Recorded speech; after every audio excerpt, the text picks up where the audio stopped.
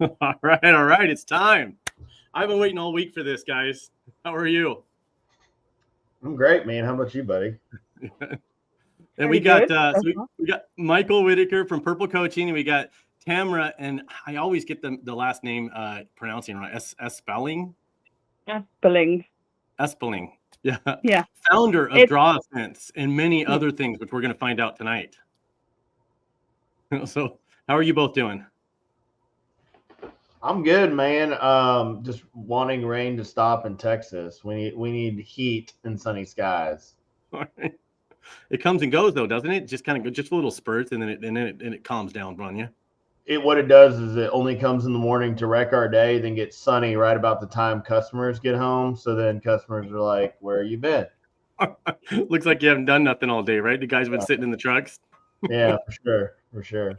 Do they work through the rain? Do we work in the rain? That's a good question. Depends on what our schedule's telling us we have to do, right? So sometimes we don't have a choice. Tamara, you're up in Canada right now, so tell us about that. Yeah. What's going on up there? Well, it's sunny skies all the way. Yeah, we're in the middle of a heat wave, so it's like 30 degrees. And I am originally from Africa, so I used to be used to heat, and I'm not anymore. From Africa, so used to the heat, then you come up to Canada, and then you're on which side? Alberta. Okay, so over there, so you're getting all the weather. Yeah, pretty much. I love Canada. 80 degrees Celsius difference between winter and summer. Canada's beautiful, though. Michael, have you been up to Canada? No, like I was saying backstage, Robert gets to work with the company out in Canada. So when his first quarterly up there, I'm going to tag along and just do the fun stuff. So yeah, it's nice. Yeah, I don't know. A lot of people don't know, but I moved a couple trucks up to British Columbia once, and this was like pre-COVID, like 2019, and I did my first couple of jobs, and then COVID hit, and it was just such a pain to get back and forth across. Even though I had temporary residency, I had the license, and I could go back and forth across, but they wanted me to sit in the house for 2 weeks every time. And, and I used to fly up like on a Wednesday and come back on Sunday, just to work both companies up there and back. And I couldn't go up there for 2 weeks and sit there and then go out for a couple of days and then come back. It was a mess. So Tamara, you had a lot of that stuff going on up there. You remember what that was. There was a lockdown in Canada. And the problem is a lot of people who live in Vancouver work in like Washington. Yeah. If you live in, what's that place? It's right over the bridge from Detroit, but there's a lot of people who work in the US and live in Canada. Yeah, a lot. And then going back and forth, they didn't care if you had temporary residency or resident, whatever. You had to self-isolate inside your house, and they were watching you too, man. You couldn't even go to a restaurant without showing your card, your immunization card and stuff. It was crazy up there. So anyway, that was like 6 months afterwards. I was all in love with Canada, and I had a house up there. I mean, we're not used to this water. I mean, they got so much water that there wasn't even a water meter on my house, if you can believe that. It was literally just as much water as you wanted to run. They didn't even, in this town I was in, they didn't even charge you for water. Can you imagine that? Where? No water. Here we are fighting just to water our lawns in Nevada. I'm getting rode up because I watered on the wrong day. Yeah, you guys are gonna run out. You guys are gonna run out of water, Brian. That is for sure. But so Michael, tell me a little bit about Purple Coaching. I mean, you weren't obviously all of a sudden you guys were just on the scene and everywhere, right? I mean, it's just, but you didn't do the typical, purple fence coaching or anything like that. So I'm guessing that you had bigger dreams than just keeping in one industry. Yeah, Brian, I don't know if you really know my entire background, so I kind of got to start in the back. So Robert and I started Magnolia Fencing and Patio. So I was in the fencing world for sure. But prior to that, we had a commercial landscape company, and we're twins, 10 minutes apart. I'm 10 minutes older, 10 minutes wiser. And right after COVID, funny we're talking about it, Robert and I decided to split the two companies, and I took the commercial landscape route, got out of the fencing world. And in 2023, I sold the company for a 7-figure exit, thinking I'm not going to be a contractor anymore. Being a contractor is the hardest thing in the world. And when you sell a company, people think you're brighter than everybody else. And so I started doing some consulting inside the landscape industry, and was following Robert and Purple. And I went out to Fence Tech out there in Nashville, and I said, hey, I want to be part of this. The fence industry, I felt like, had an opening for anybody who wanted to pave the way, create some rules and regulations that would benefit everybody, lift up the smaller guys, help out the new guys. So Robert and I did some trading of clients. I learned underneath his platform and really fell in love with what he had built, but I wanted to put my twist on it. Yeah. And so we kind of identified that we did identify that I really love working with, and I'll work with any size company, but 3 million and under. I love really working on tactical stuff. Robert really focuses a lot on leadership, team building, whereas I'm trying to help people who get into the business because they're a great technician, and now that they're trying to get off the tool belt. And so I also own several different other companies, but Purple is where what fills my cup and fills a good portion of my time. So that's how I ended up at Purple. And I think I might have even kind of knew Robert a little bit first. And going back to being twins, I mean, there's no doubt, because I don't know if you remember. I don't know if you remember this post. That yeah. Look at you, man. Look at you. You even know how to do that, Brian. That's good. Yeah. That's actually Tamara. That is my twin brother. I did a post promoting him being on the show, and I used a picture of his twin brother. Yeah. Now you're telling on yourself. Yeah. So a couple people reached out about it. Yeah, that's how I ended up here. And that's how I got back into the fence industry. We don't solely operate only in the fence industry, but it's a really good platform for us, and we really understand it. Like you, we've been in it for a long enough time to where we can give actual tactical advice, not just 30,000 foot view advice. So it's been good, man. It's been fun to come back. Yeah. Yeah, it's good. I mean, I love to watch what you guys are doing, and I noticed it's two different personalities. There's no doubt, and some of you guys, I mean, so it's probably complements each other. But I'm sure on certain projects, you guys have to almost split up and say, I'm going to tackle this part of it, and you tackle the other. Yeah, that's funny. I definitely, in the last year, I feel like I've really gained my identity. I've had the courage to say, hey, listen, I believe in what I'm doing here. I've had the feedback from people that are thirsty for the way that I work. And then there's people that just absolutely thrive in the way that Robert does. So before we take on any client, we do an intake form, and we both go through it, and we see who would work better. We both do an interview with them, and we essentially figure out who would be a better fit.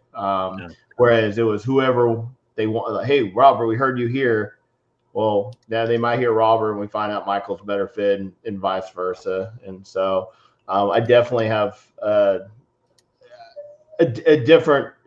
different approach, but we definitely coach on the same platform, which is what Robert developed with Purple. So yeah, I like it. No, I like to watch it. I mean, it was fun to watch you guys grow.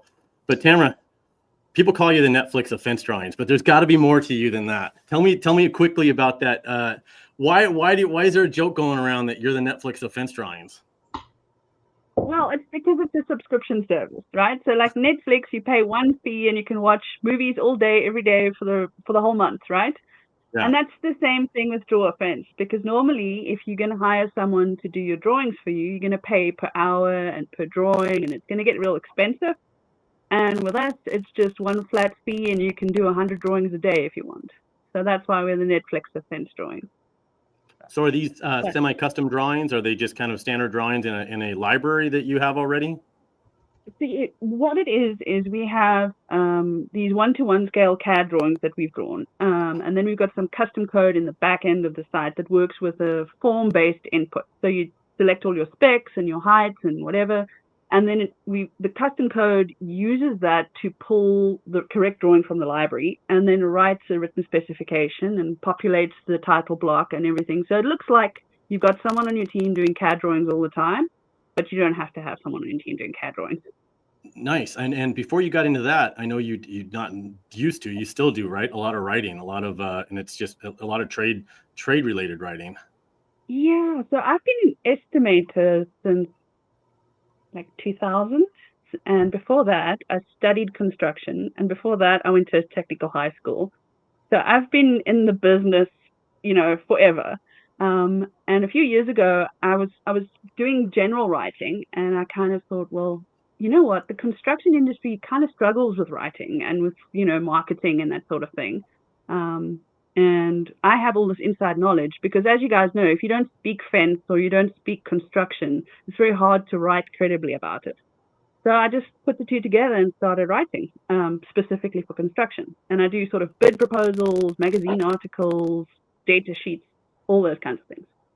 Nice. Yeah. So what made you want to do this, though? I mean, it's did you like this more than doing the kind of like consulting writing?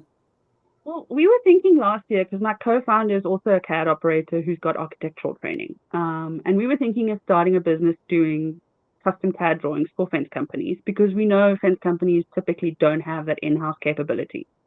And then I've also been a web developer for 15 years, and I thought, well, maybe there's a way that I could put those two things together and use the web development experience to turn this into a product rather than a service. So we gave it a try last year, and then we figured out that we could do it, and then we started building it, and then we got excited because we're like, wow, we can do all like 3 different views from the same form, or we can do all these cool things. And so we just started building more and more of it. And within like a month, actually a couple of weeks of launching, we had our first customers, and it's companies that have been in the business for like 100 years. Yeah. It's not the new guys, but yeah, I mean, it's just something I've always done. Every fence company I've ever worked for, I was the only person who knew how to use CAD. I was the only person doing the CAD drawings. And it's always at a critical time. Big bid, you need to have the design drawings for the architect to like wow them for your presentation and stuff, or with a change order or closeout documentation. So it's always a critical thing that you have to either get the job or get paid or whatever. And we thought, let's build something that makes it easy. Yeah. I've been fortunate enough to where I've always done my own drawings in-house. Michael, have you seen fence companies struggle with drawings or trying to get closeout documents? Yes and no. We struggle with fence companies creating good work orders or even being able to measure. Obviously, there's some tools out there. And so I've operated in CAD through the landscape business for 8 years. And so like when I bring in CAD or I show just CAD in general, people are like, man, you're a wizard. You've got some kind of magical sorcery over there. And I said, man, listen, if you dumb this down just for what we do, and you don't try to just learn CAD as a whole, it's really not too terribly intimidating. But yeah, a lot of guys are really good technicians, like we said, and then they're really bad at getting paid at the end because they don't have the correct submittals. So when we consult on, hey, I want to enter commercial, we said, well, do you really know what you're asking for? Sure, you want the 5,000 linear feet of fence, but there's a lot that goes into it on the other side. And so there are people popping up, that they're assisting with this. And I'm looking at your website right now, and I'm super eager to learn more about it. But yeah, guys they're coming off most of the time. Their businesses started because they're really good on a tool belt, and not they don't want to be parked behind a computer for a long time. So we really struggle just in general getting operators behind a computer. Yeah, it's tough. It's tough to get us. And then when we come home at the end of the day after you've been out, I've grown beyond having to go out every day and build fence myself. But man, I remember going out. You're out doing the sales calls and you're running out installing fence and doing a sales call at lunchtime, and you're back trying to finish the fence that you started in that morning. And last thing you want to do is go home and sit on a computer.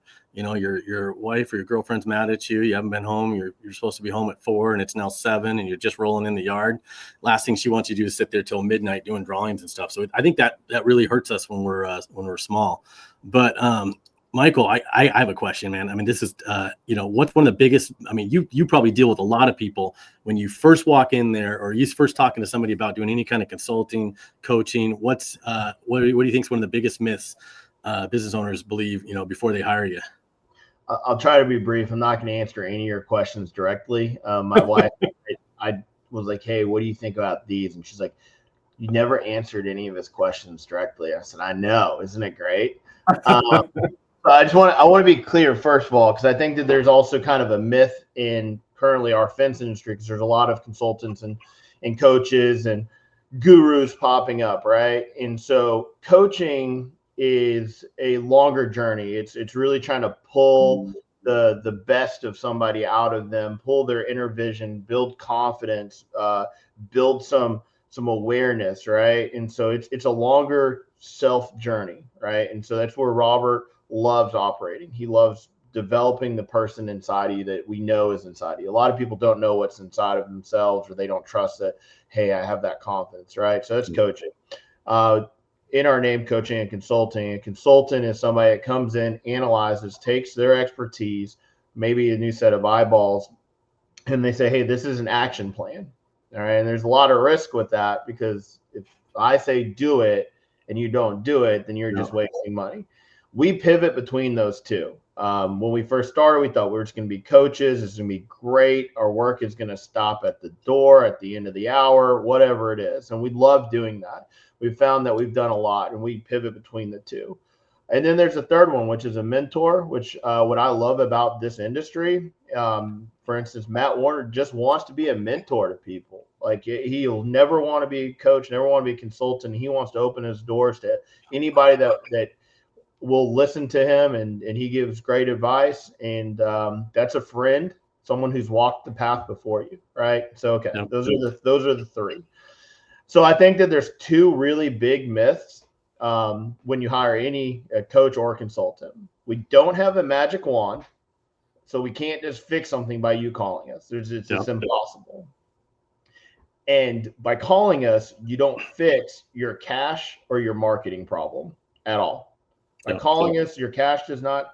We can creatively fix that over a little bit of time, but there's no way by calling us it's going to get that much better tomorrow. You're not going to find missing money in the bank that we thought was there.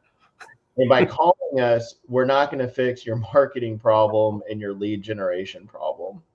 We can help build a strategy, but by calling us, that's people ask us, will I get more leads? And that's not what we're here for. We're here to build out a strategy, and our strategy will create more leads. Yeah. Your team will close more if we build a strategy. So that's your long answer, Brian. I like it. Well, it's an interesting consulting, or I know that consulting and coaching, it's interesting. I mean, they're definitely two completely different things. And there's a million. I mean, you could throw a rock and find a business consultant out there that, those agencies. In fact, most of those agencies, if they're not from our industry at all, like you come from, don't even understand what we're doing. A lot of it is catered to, like a lot of even construction consultings for general contractors and things like this. They're used to dealing with larger companies that are generals that are hiring subs and doing this, but they're not actually dealing with crews and things like that on the same level that we're dealing with, where you have to get it more involved in the coaching and probably some of the leadership stuff that comes along with it. But consulting, for a while, man, it got a bad rap too, a little bit, because there was a lot of people that went out there until all you guys started stepping up, from the industry and stuff. They would come in and say, hey, give me $15,000 and I'm going to come in and help you get your company in line. And then you hire the guy who comes in and he's got like just a cookie cutter thing where, if he's not careful, he might not even change the name from the company he was at before on one of the documents, right? It was literally, what I'm talking about, that kind of. Well, I know it's really simple. You know who they say consultants are, right? They're people who can't run a business. So they're a consultant. And I don't mean that. I mean, there are great consultants, but when you're giving advice to industry specific, you have to know really about the industry. And so, even just sort of building software for the industry, right? Like, if you don't know who you're working with, you're just kind of guessing. So that's why I think we do really well in fence. Now, I've got a really big challenge. I'm working with a doctor tomorrow, and it's my very first. But once again, you're talking about a technician and their businesses set up. And so I said, listen, I cannot help you on being a doctor. There's no way. So if you're not a good doctor, you're never going to be a good doctor. But what I can do is we can figure out how to go back in time and set up your business to have your business operate safely, predictable. And so I am purely going in as a consultant to set up their business correctly. And then we'll possibly see if there's a coaching relationship after that. But I think too many guys are like, oh, I got a client. I'm going to be an expert today in this. Yeah. And so we do operate quite a bit in the fence because we have proven ourselves with a few sales, just a few sales. And I think that's what I like, how you guys mix the coaching in with it. Instead of just coming in and then after, like I said, a week or so, you're like, okay, well, I need another $5,000 if you want me to keep going. And then you're like going, okay, another 5,000. Then another week, you're like, I need another 5,000 to keep going. And then all of a sudden the company's like, well, I can't afford to pay any more money. Well, that's the reason your company's not organized, after they spend $20,000, right? The reason you're not organized is because you couldn't afford to keep us going. I'll tell you what, consultants make a lot more than coaches, but we, at the end of our race, I think it's a lot more rewarding to be a coach and see the journey and follow it. And I wake up thinking about these guys and gals. So it really fills the cup. Now, once again, consulting does sometimes require more resources from us. We have team members that fractionally sit in. We've got, right now, we're managing admin positions at a couple different companies while they fulfill these. And so that is a consulting role that we're doing. And so we love that we can pivot back and forth. It wasn't Robert's original dream. He just put coaching, consulting, didn't know that we were going to be doing both. So yeah, it's fun to watch though. Like I said, I don't know what it is. It's just maybe it's your branding. You can't help but miss it. Now when I see anything purple, I want to take a picture of it and send it. I'm like, look, a purple backpack, look, some purple shoes. You're just like, you're like instantly think of you guys. So it was a brilliant marketing plan. There's no doubt. For sure. That's Mr. Purple for you.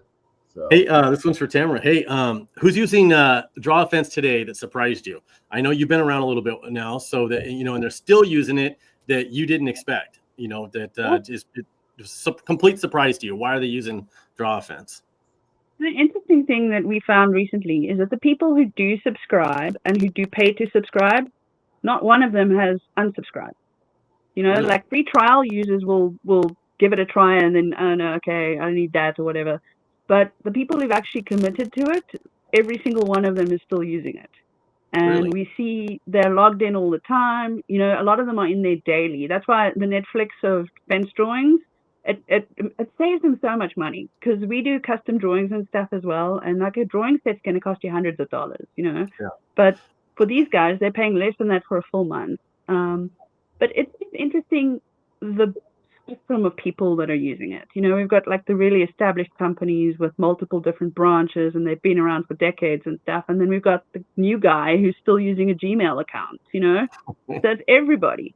And then we started thinking we can actually expand it more, because there's a lot of architects and specifiers and those kinds of people who struggle to get drawings of things out of fence companies. So we're going to start marketing to those guys and the municipalities who are putting together the smaller bid packages for construction projects.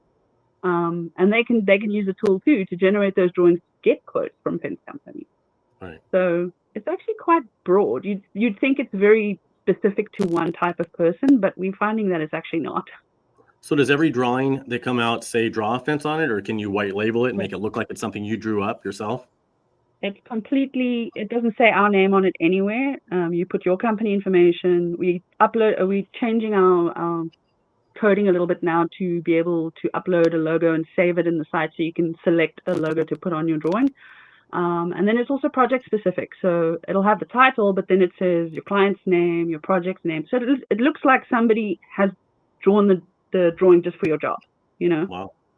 Yeah, that's neat. I'm actually going to go check it out. I think I was going to create a trial and go in there and check. I'm always looking for drawings. I mean, I still use, a while back, I bought, I don't know if you remember, Michael, CFS, when it was the desktop version.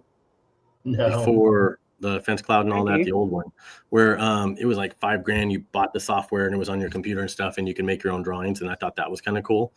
And then I started building them on Excel, believe it or not. We have a client that I think had that software, but being from the landscape world, coming into the fence world again and the commercial side, y'all's commercial drawings just like from the takeoffs are terrible. Like I keep waiting for, because fence is becoming such a big thing, security. I keep waiting for like an F1.1 page, right? And so a lot of times when we were working with people, we challenge the architects, we challenge the GCs, and they're like, "Will you provide your own submittals? You provide what you think is best." And I'm sitting here listening to you, and I'm thinking like, man, it should be so great, because I could just take your photos and say, here, instead of trying to describe it. And I hope that the industry, architects and all that, move to it F1 I don't know, maybe y'all are lucky in Las Vegas, but it doesn't happen here. No, it's hidden, very, dude. yeah. It's hidden. Almost like it's like a Where's Waldo kind of thing, dude. It's like with fencing for some reason. I mean, you every once in a while you get a GC send you something, they're bugging you. You don't have time to look at it. You don't have time to look at it. Finally, you sit down and you go through for like 2 hours, and it's a freaking dumpster gate is all you can find or something. And you're just like, because you know what I mean? And I'm like, you couldn't have just said at least the dumpster gates have drawings. You know, but or you'll bid it, and then all of a sudden there's 300 foot of fence on the grading plan, and then there's some over in some overs in civil, some's over here. It's like, yes, I mean, I've been bugging architects and engineers, and this is on the FWA side, to actually try to lobby to get this stuff where there's an actual fence and gate, kind of like a door schedule. You know, you have the door and window schedules, a fence and gate perfect. F1.1 perfect. Yep. There should be, because I mean, there's people with a lot smaller scopes in the plans that have their own section. We should have one, because it's in there's almost never a time when there's not some sort of fence, railing, something that's relating to the fence or gates. Mm-hmm. So I agree, we should have our own sections. Tamara, maybe you can work on that for us too. We actually from originally in South Africa. We use the British system, so we've got quantity surveyors for everything. So they would put together these complex bills of quantities, and you do 100 different unit rates for your fence, like a post and a bolt and a this and a that, and so many cubic meters of concrete, and it was just nuts. So like the North American system is the other extreme, where they're just like one line at the bottom that says 100 feet of fence. Refer to this. It's almost like it's on purpose. It's like trying to trick us or something sometimes. And then the GCs are like, oh, you missed that. So, you can just use your errors and omissions. And you're like, man, I don't want to use my errors and omissions insurance. I mean, just tell me how much fence is in there. Yeah. Right. Yeah. I mean, when I was still doing estimating here, I used to itemize everything, because that's what I learned, right? So I would give them a rate for a corner post unit, and a rate for a terminal unit, and a rate for fence per foot or whatever. And so many times it saved the companies that I was working on, because they have to do those extras and stuff, and they've already got a rate for it. So you can justify it so easily and say, oh, we did 5 extra posts, so you owe us that extra amount of money. It's much easier if it's already in there. Yeah, it's all broken down. I hate to break stuff down though, man. I feel like every time I'm going to like line item or break stuff down like that much, they're gonna reverse engineer this thing in the end, and I'm gonna end up like making no money on it, Yeah, well, that's what we did in landscape. It's really irritating. They wouldn't just tell me the quantity of sod. It's like, I know you could just click and tell us, and I don't have to put it in my system, right? And I know, hey, at least I got my own pages. But I would line item, like you would say, I would line item so that in the event that they're like, oh, well, you missed it. I'm like, no, I didn't. I just told you exactly what I was going to do. You accepted my build without seeing that there was 2 extra trees I didn't see or something. So. Yeah, I make them add mine. So in Africa, South Africa, you said, then do they do you ever see much consultants and coaching and stuff up there?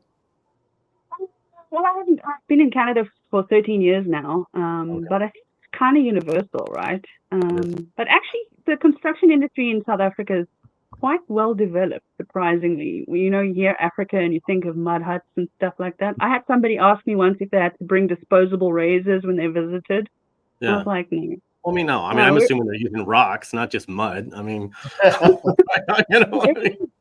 everything's actually brick and concrete. Believe me or not, no wood. There's no wood construction. So yeah, it's pretty different. But yeah, I mean, it's fairly well developed there, and there are definitely consultants and coaches and stuff like that.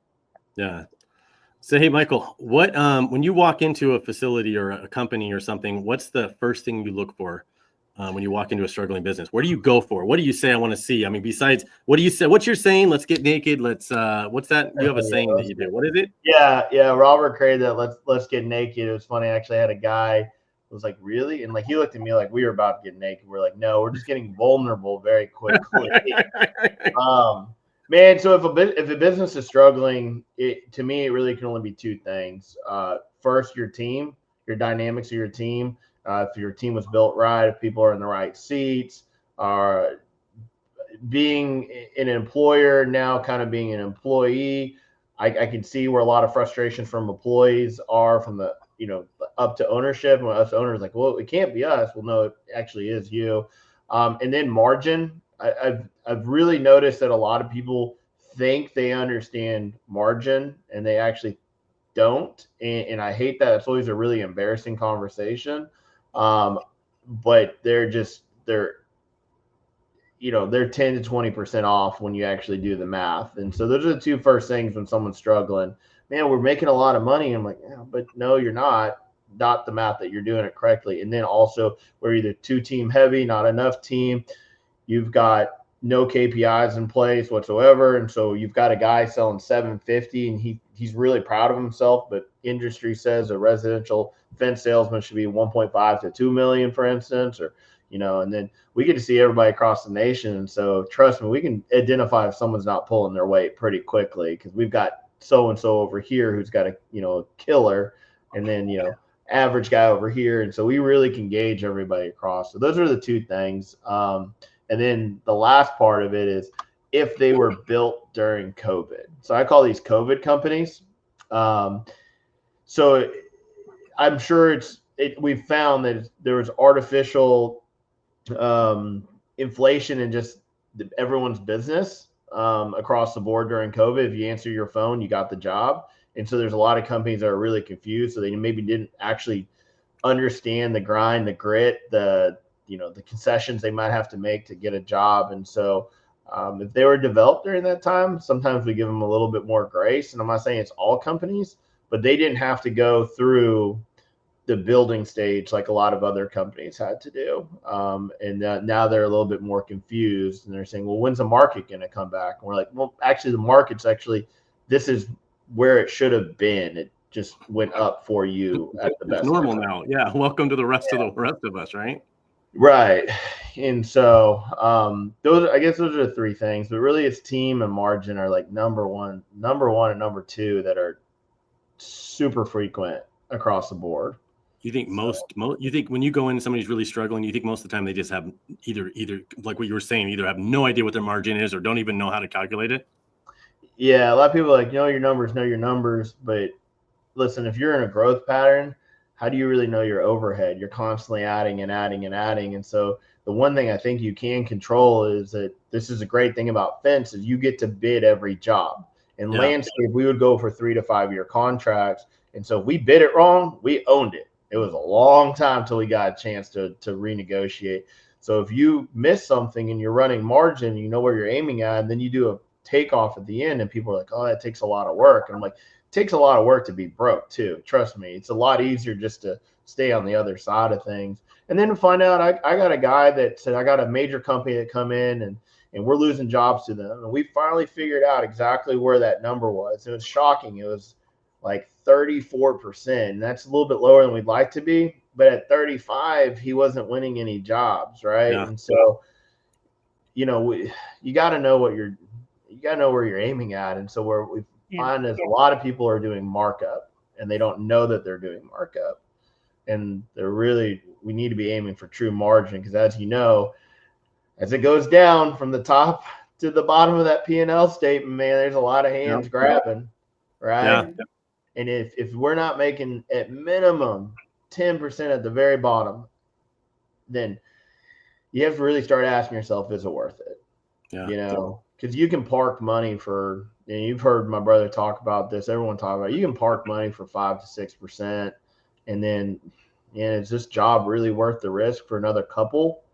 Yeah. I don't know. So it can get ate up pretty quick, as you know. There were two bidding models basically when I grew up. It was we didn't even look at margins or any of that stuff. And I don't know if the markups were higher or lower or less competition or what, but it was pretty across the board. I mean, you had two different models. It was a third, and third, right? You had a third labor, third material, third was your profit or markup, right? Or you had take your material and labor and double it. I don't know. So that's the way it used to be. And now, like for instance, like aluminum, that's always fun when guys do double aluminum and then they get it. But yeah, that's the way we did it even at my other company. And which was interesting, when I started coaching consulting, I was like, oh, we do have to protect margin everywhere. And even at my other company, we just let revenue protect margin. And what I found out towards the end of my career there was that if we didn't sell 10 services combined, we weren't making what we were supposed to. And so if some customer was like, we just want concrete, we would maybe lose money. But if they wanted trees and concrete and sod and fence, one of those maybe had a 70% margin, all this. And so I encourage people to really look at it. And if they don't know, just say, hey, do you mind running some numbers for me? I'll do it for free. Yeah. Just because it gets expensive if you've got too many bids out and people start accepting it, and you thought you're doing 40 and you're really at 30 and your overhead's at 20, and then you're like, before you know it. For a while, I went up, you name it, every wrong way you could possibly calculate a job up or run numbers. I've done it over the years. There's no doubt about it. I've tried every, a million different ways. I went from using subs. I was going to sub everything out to do it all in house. And I mean, you've probably heard it a million times too. And then I even went to for a point where, hey, here's my daily truck rate. Here's what I'm going to charge for this truck per day. And that changed based off the number of trucks I had. So say I had, only down to 2 trucks, and you had to have $2,500 a day, plus you take your materials and double it or whatever it is. Right. So I'd run that, and then you'd be down to like, you only needed $1,800 a day per truck or something like that. I'm just throwing numbers out, but by no means, I don't know if I got to put a disclaimer up there. I'm not telling anybody what to bid jobs at. All right. I don't want no one saying I don't want no one out there saying I used your numbers, Brian, and I lost my ass. But listen, I'm just saying, so that was a way for a while. We did it to try to simplify it when you're dealing with multiple salespeople and things like this, when you just, it was getting complicated to try to break everything down and come up with an exact, margin of 10, 15% or whatever you wanted to, to make on it. So I would calculate in our overhead and figure out what a truck rate would be. I know maybe it's a different way to do it. And I would say, okay, for every truck, I needed this amount of money per day. And then, if it was a half a day job, you charge a whole day or something, right? Anyway, because unless you had something lined up. So have you ever heard of like strategies like that? Oh, 100%. I mean, we wouldn't roll. We said drop our gate and landscape, and every 3-man crew had a rate. And so maybe the projects themselves were individually not exactly where they weren't, but the day had to add up to a certain amount. And so even when Robert looks at Magnolia, he's got a specific day rate that he's trying to get. And obviously we're trying to protect margin at all times, but some quick, easy math is you look at the day rate per truck, right? So it's talked about weekly at Magnolia. So do you notice that a lot of companies are struggling not so much with the bidding and the pricing, but with the systems and the project management and the execution and the staying on top of everything? Because I think that's sometimes where it falls apart. The job's bid correctly, and then nobody's paying attention to how it's getting done, and it's taking too long, and all those things. My big one on that is that I think that people are either doing way too few trips to manage the project. And so there's the team doesn't know, there's a lot of waste, there's not enough crack in the whip, but then there's also too many trips. And so if you start thinking, all right, every trip costs me $100 or a sales rep $100, and you start factoring those in too, then I really think that people let's say I do a job and there's $1,000 worth of profit, I have like one trip I can make there myself, before. So I factor those in, and a lot of people are like, oh, that's part of overhead and all that. I'm like, yeah, man, but time, opportunity, and all that. And so, I start thinking back about my project managers, my number one project manager, and he handled a lot of business. I'm like, man, he was going to a lot of those job sites. I don't know, we weren't factoring that time in well enough. Yeah. And so I do believe it can fall apart at the ops level pretty easily if they're not managing their time and thinking about how many visits can I make to complete this job. And Tamara might have led me right into one of the things I wanted to ask you. What's an outdated system that you think needs to die in most businesses? I mean, so when you walk in, is there one that kind of just sticks out to you? That I'm stubborn, by the way. So by the way, everything that I mentioned, I do wrong. If you walked into my place, you'd probably be going, Brian, not only should you shut down, you should step down from the FWA, the show, everything. If you saw how disorganized I am half the time, so I would do everything wrong. No, listen, as long as it understands and it works, I don't think that there's like a lot of people like, oh, you should quit using Excel. I know a very, very profitable, I can't say, I don't know if I'm allowed to say his name. He's very profitable, very big guy in the industry, and he requires all of his departments to send him an Excel because that's the way he wants to analyze his business. Okay. By the way, there's nothing you can't say on the podcast. There's not. I don't. No. Out of respect to him, I don't know because Okay. But, I was making sure it wasn't because of me. I'm like, no, I don't know. Okay. No. And he's probably gonna text me like, dude, you could have told him. So I think there's two things. All right. So I think this is not abandoning something, but I think people are too slow to introduce AI in our industry, and actually know how to use it. And there's so many. Like, I'm looking at a book on my shelf, The AI Driven Leader. Like, just read that, and it'll help you integrate it at some capacity. At first, I was like, oh, great, I don't have to learn AI. I'm in construction. Man, it can save you a lot of time. And we've built a training bot to where, like, the new guy can just ask the dang bot these really simple questions instead of the owner, and burn the owner out on, answering questions. And then I think the number two one that I've noticed, and this is seriously a plug for it. If you're not using Company Cam or something similar to Company Cam, I think you've lost your mind. Like, the day of having 15,000 photos on your phone of fence or landscape or brick, I mean, is archaic. The fact that even, I think, using a Google Drive doesn't organize all the information correctly. So you guys use Company Cam, Brian? Do you know about Company Cam? I love Company Cam. I think it's really cool. But I use, I've used Jobber. I don't know if you've heard of Jobber. Yeah, so we got a couple clients with Jobber. I like Jobber.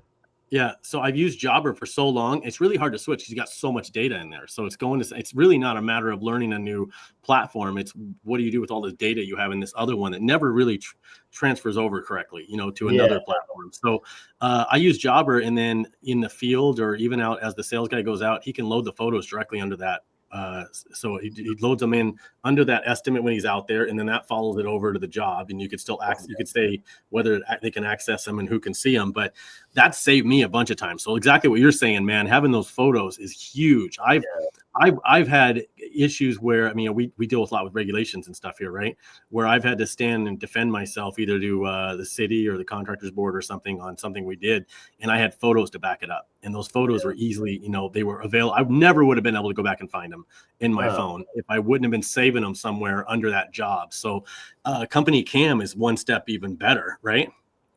Yeah, so we have a saying, if you didn't take a picture, it never happened, right? No. And so abandoning the fact that you're only relying on your cell phone storage would be, I guess, my number one. But I think the fear, I graduated with an IT degree. I realized I was going to have to learn my job over and over and over and over again. I got really frustrated. So I was like, well, I'm just going to dig holes for the rest of my life.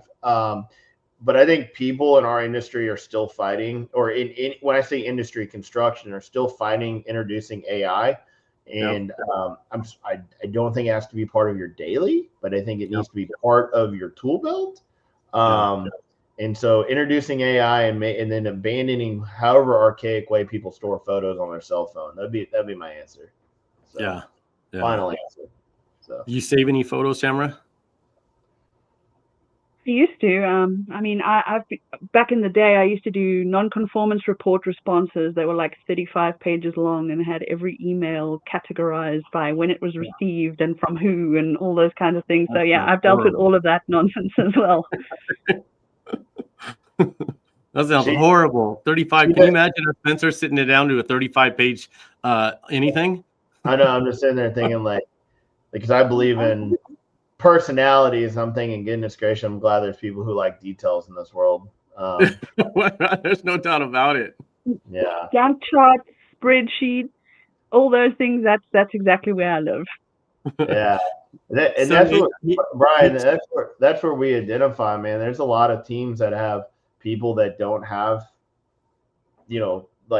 I love to move fast. I love to make decisions. I like being on stage. I like taking risks, but I need that counterpart that anchor to hold me back. And then when I'm like, hey, I got some stuff that I don't like working on, and I know that person's going to love to accept it because that's where they live. And people really do, man. People love the opposite of what you love. It's crazy.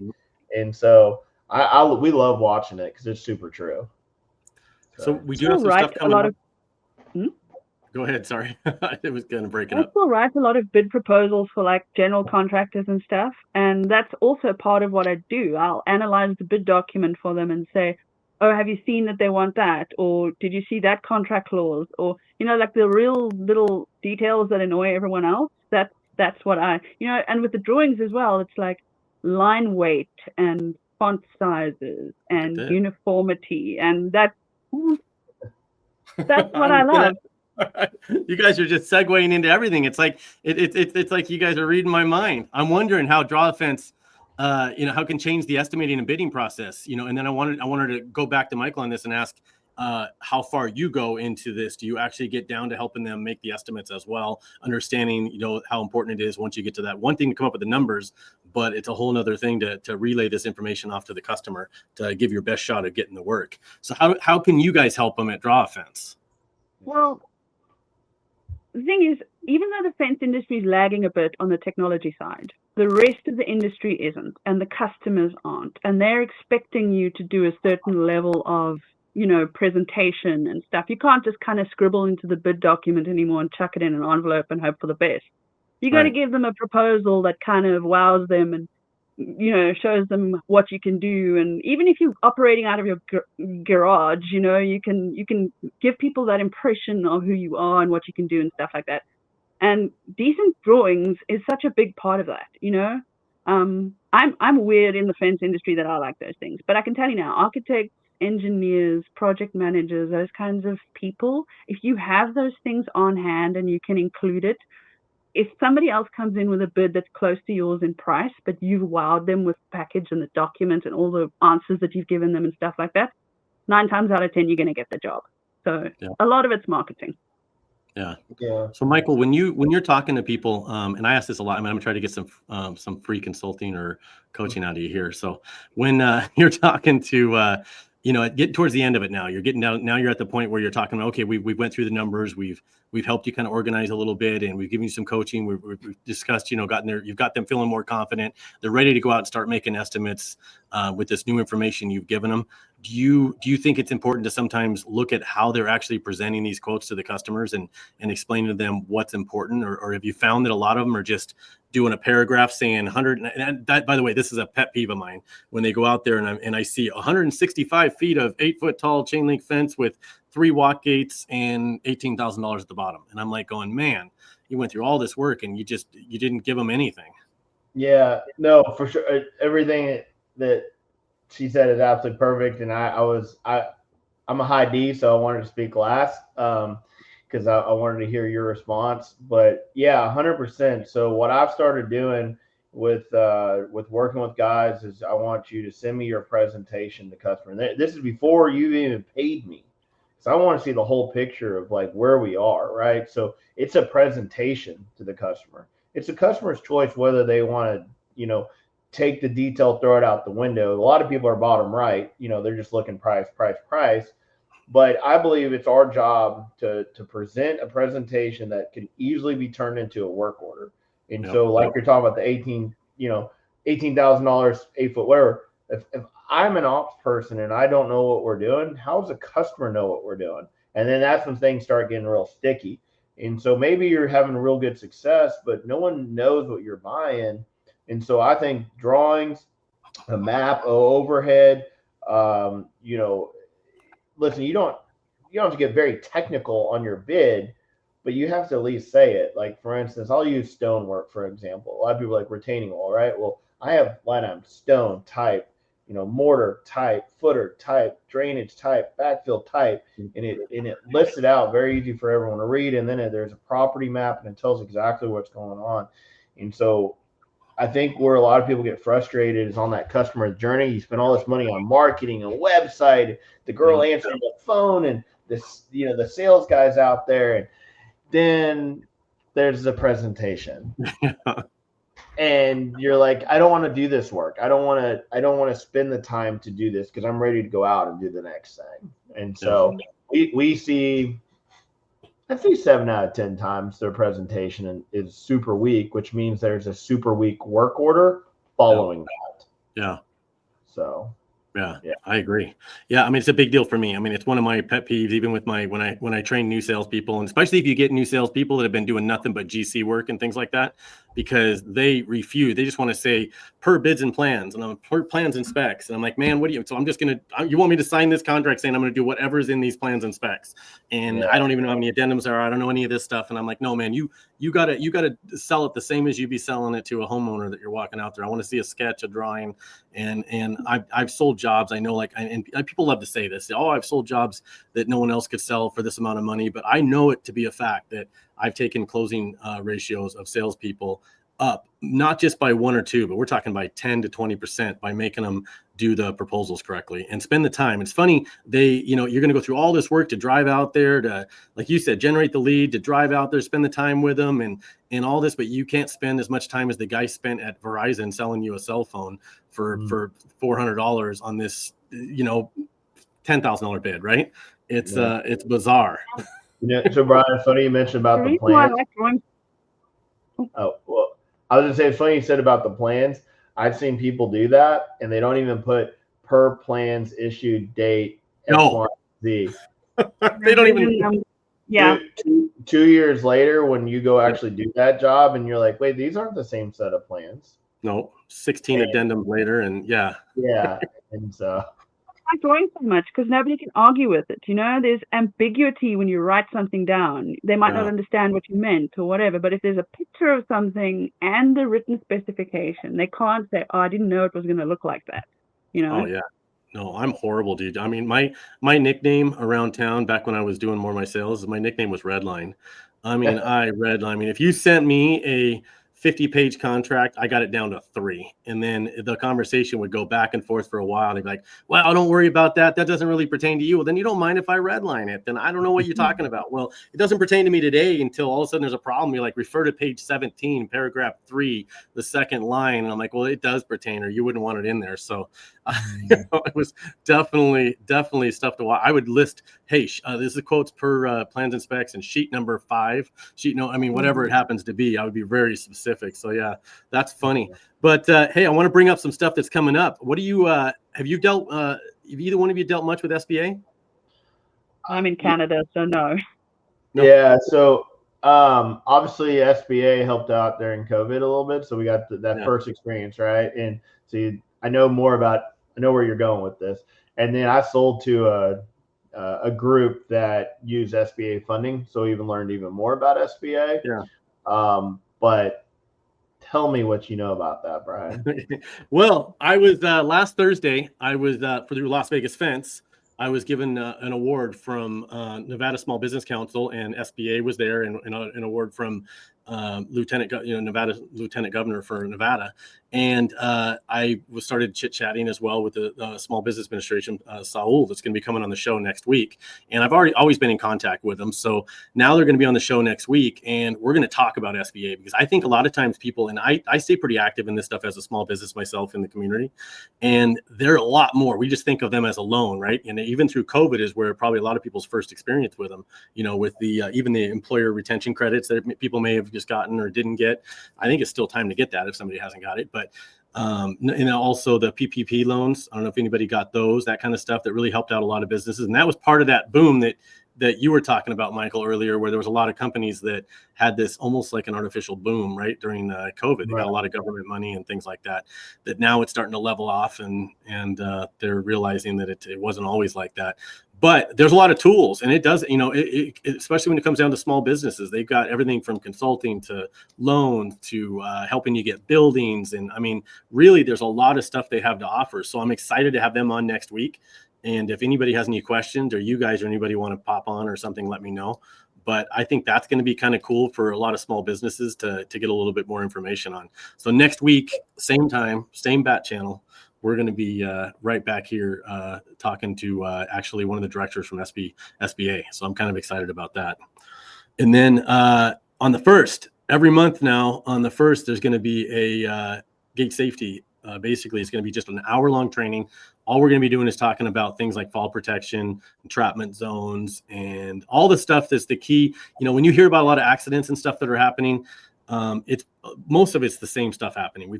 We're either missing fall protection, or entrapment areas and things like this. We're going to be basically drilling this into people's heads. And at the end of this thing, in a year or two, if we can say we've gotten hundreds of people to do fall protection that wasn't there before, then it was a success, right? Because that's bottom line. That's what we're all trying to do. We're trying to make sure the gates are done a little bit safer than they are now. And we're never going to get it all the way if we just keep saying, hey, we in our industry, we're real quick to just say, hey, make sure you build that per code. And then we walk away. That's how we've been. We're like, hey, that's not code. Well, what is it? Well, you just got to go look it up. And, but all I know is that's not it. Well, we're not going to do that to you. We're going to actually just have an hour long. And this is going to be it's going to be the first of the month. I don't care if it lands on a Sunday, a Tuesday, a Wednesday. It's at 1 p.m. Everything's Pacific time because I'm not good at translating it out for everybody.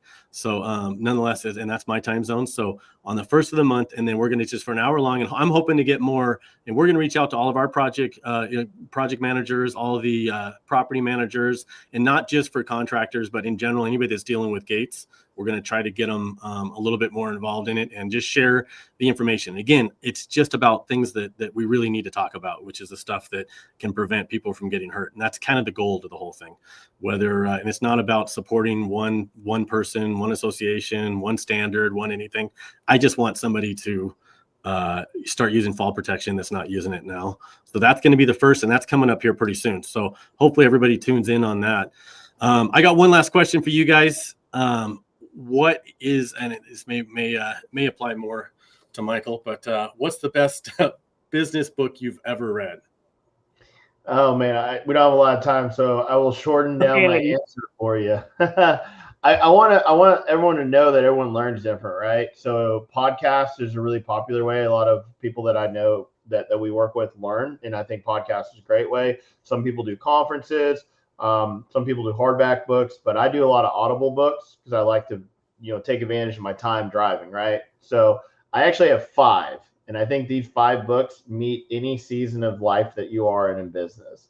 And so, Hunting in a Farmer's World, number 1, The Pumpkin Plan, Never Split the Difference by Chris Voss, who we just heard at Ramsey. He was awesome. He's a hostage negotiator. Trust and Inspire, and It's Your Ship. So I know that's 5, but if you had to just read one today, it'd be Hunting in a Farmer's World. So nice. Well, Tamara, when I said it was mainly I didn't mean that you were. I just because he's doing business consulting, but I'd love to hear what your favorite business book was. Well, yeah, I read a lot of books. I actually wrote a book, and yeah. Anyway, I'm being a writer, but yeah, like I said, Blitzscaling is the guy who founded LinkedIn, and it's all about in the tech world, they talk about Facebook where their motto was move fast and break things. So basically fail fast, try new things. If you have an idea, implement it, see how it works, iterate as you go, and those sorts of things. And that was quite inspirational. But honestly, I read a lot of dummies guides as well. I like to learn new things. So like anything about marketing, SEO, sales, whatever, I'll read a dummies guide. Yeah, I like those too. What's your Brian? What's your Gosh, and you're gonna ask that. So I say Art of War. I don't know if it's considered a business book, but I consider it one. Is probably one that I would lean on, but I don't read as much as I wish I could at all. My wife really kind of I read with her, I guess. Sometimes she's doing it. We do a lot while we're driving and stuff, and she'll read it out. So she just actually started doing one on JD Vance, and that's been, if you haven't read his autobiography, that is really cool to read. It's pretty interesting stuff you didn't know. But other than that, I've never been a big reader. It's the weirdest thing, but I watch the hell out of TV and movies, Yeah. Well, everyone decompresses differently. And so I travel a lot. Texas is a really big state, right? So I take advantage of that time, that or when we're on planes. But you might listen. The Pumpkin Plan is an awesome book. You might want to give that Audible a try. Yeah. And you might at least get into his books. He's an awesome. He reads his own stuff. I can't say his last name. That's why I'm not saying his name. His first name is Mike. But yeah, I get it. But like I said, everyone learns different. And so if you're not doing something, whether your wife reading to you or a podcast or, I mean, you're reading all kinds of stuff, Brian. You're in the mix, right? But it's when you're not doing anything, that's when it gets scary, Yeah, it's a lot of online. I read a lot online, a lot of chat GTP and a lot of looking stuff up and researching. And so you'd be amazed how much you end up in the end of the day, how much you end up absorbing from that. But I wish I had the attention span to sit down and read more. And that's one of my goals in life, is to be able to sit there and read without going bat crazy, you know? Well, just listen to it, man, when you're driving, you know? But hey, I do a lot of courses on like Coursera. You know, there's online courses and they have short videos, they're like 4 minutes each or whatever, and you can learn something new in like a couple of days. So now you got me. They got videos. I'm reading, but still. So hey, before we close out here, how do we tell people how to get a hold of you guys that are listening to through one of the streaming channels? What's a good way for them to get a hold of Draw a Fence? On our website, drawafence.com. It's super simple. And then all our social media is linked from there, and you can email us from there. And we are very responsive. We're always in startup mode. Okay, so drawafence.com. So everybody that's listening in their cars or at home or through their headphones, go check it out. I know I saw Michael looking at it already. I think I'm going to be going back and doing some research too. Michael, what's a good way to get a hold of Purple Coaching? Obviously online. purplecoaching.com. If you can, we have all the information about what our platform is, kind of some case studies of what we worked on, our credentials, some stuff that we are working on. And then there's also an intake. If you're just like, hey, I'm really interested, we have an intake form. It's very interactive. You talk about yourself, your business, where you are. We get it. Robert and I both, and then we'll analyze it, and then we book a call with you almost immediately. And so it's a really great website. Robert spent a lot of time on it. It's very interactive, so it's good just to explore and see where you are. And we have some resources on there too, for some free resources for people. I think it was Benji from Clever Fox built your site too, right? Yeah, Benji's on. I should give him a plug. Yeah, Benji and Robert, that they did a lot of work on that one. That was I was there during it. I wrote some of it, and I wrote some ideas behind it, but they really nailed it. So they did a good job. Nice. Well, I appreciate you guys coming on, especially this late. I'll let you guys get to your dinner or wherever you guys are going to be going. But thank you for coming on, and everybody that's listening, thanks for tuning in.